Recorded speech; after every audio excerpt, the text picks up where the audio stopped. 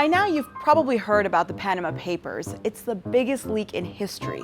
11.5 million documents revealing how a bunch of politicians and rich people are avoiding taxes by stashing cash offshore. But you might also know that offshore tax havens are totally legal. So we gotta ask, do these leaks actually matter?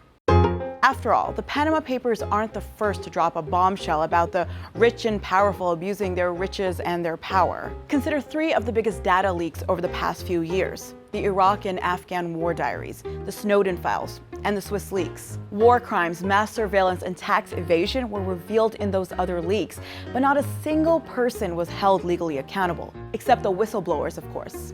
So why would the Panama Papers be any different? Well, it's too early to say the extent of the impact they'll have. But the papers do reveal the sketchy offshore activity of 12 current and former heads of state and more than 60 relatives or associates of politicians.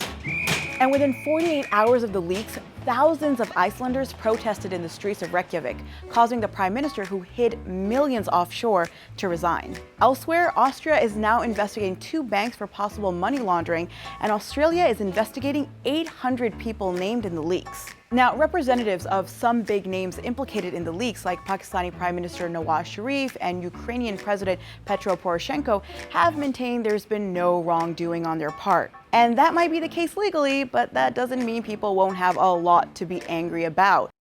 Because these offshore tax havens, they house a third of the world's wealth, and half of all global trade passes through them.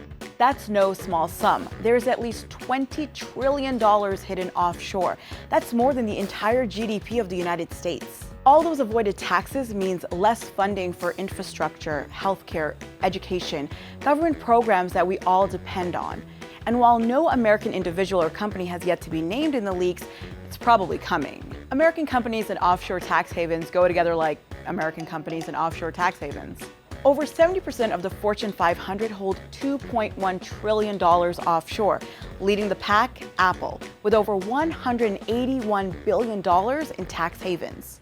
So the Panama Papers do matter. They've shown once again how the world's 1% try to protect their wealth at any cost. But what are we going to do about it?